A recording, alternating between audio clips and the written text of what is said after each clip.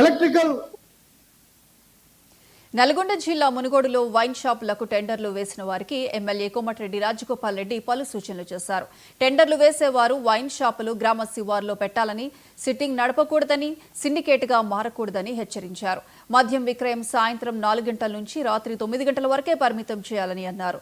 మద్యానికి తాను వ్యతిరేకం కాదని, మత్తుకు యువత బానిస కాకుండా వారి జీవన ప్రమాణాలు మెరుగుపరచడం తన ఉద్దేశమని తెలిపారు. ఈ అంశాలపై జిల్లా ఎక్సైజ్ సూపరింటెండెంట్కు మునుగోడు నాయకులు వినతి పత్రాన్ని అందజేశారు. రాజగోపాల్ రెడ్డి గారు, కోమటిరెడ్డి రాజగోపాల్ రెడ్డి గారు 2018లో మొదటిసారిగా ఎమ్మెల్యే అయిన ఎన్నిక నుంచి నా నియోజకవర్గంలో ఎక్కడ యువత కానీ మద్యం మత్తులో అరాచకాలు జరగొద్దన్నటువంటి ఏకైక ఉద్దేశంతో ముందుకు పోతున్నటువంటి విషయం ఈ తెలంగాణ రాష్ట్రంలో ఉన్నటువంటి ప్రజలందరికీ, నాయకులందరికీ కూడా తెలుసు.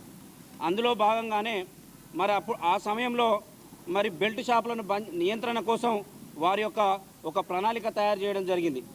అప్పుడు ఏ గ్రామంలో అయితే బెల్ట్ షాపులు సంపూర్ణంగా బంద్ చేస్తారో వాళ్లకు పారితోషికంగా 5 లక్షలు ఇస్తున్నటువంటి విషయాన్ని కూడా ఈ సందర్భంగా మీ ద్వారా గుర్తు చేస్తూ ఉన్నా. ఆ తర్వాత 2023లో మరి కాంగ్రెస్ గవర్నమెంట్ ఏర్పడిన తర్వాత వారు ఎమ్మెల్యేగా గెలుపొందిన తర్వాత మునుగోడు నియోజకవర్గంలో మొట్టమొదటిగా వారు తీసుకున్నటువంటి నిర్ణయం, నా నియోజకవర్గంలో ఎక్కడ కూడా బెల్ట్ షాపులు ఉండొద్దు అనేటువంటి మొట్టమొదటి నిర్ణయాన్ని వాళ్ళు తీసుకొని మరి అందులో మరి మనం సఫలమైనటువంటి విషయాన్ని కూడా ఈ సందర్భంగా గుర్తు చేస్తూ ఉన్నాను. ఈ విషయాలు ఎందుకు చెప్తా ఉన్నామంటే మరి ఈ రాష్ట్రంలో ఉన్నటువంటి యువత మద్యం మత్తులో మరి మద్యం మత్తులో అనేకమైనటువంటి అవాంఛనీయ సంఘటనలు జరుగుతూ ఉన్నాయి, అనేక రకాలైనటువంటి క్రైమ్లు జరుగుతూ ఉన్నాయి. మరి అట్లాంటిది నియంత్రణ జరగాలి. ఆ నియంత్రణ నా మునుగోడు నియోజకవర్గం నుంచే ప్రారంభం కావాలనేటువంటి ఆలోచనతోటి మరి రాజగోపాల్ రెడ్డి గారు ముందుకు పోతున్నటువంటి విషయాన్ని కూడా ఈ సందర్భంగా గుర్తు చేస్తూ ఉన్నాం.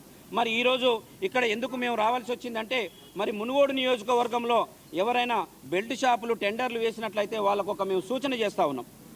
అందులో ఆ సూచన ఏంది అంటే, ఆ సూచన మరి వారు ఊరికి దూరంగా వైన్ షాపులు ఏర్పాటు చేసుకోవాలి. తర్వాత మరి వాళ్ళు సిండికేట్ కావద్దు. రెండో విషయాన్ని ఒక సమయపాలన, రాజగోపాల్ రెడ్డి గారు ఒక సమయపాలనని నిర్ణయిస్తారు.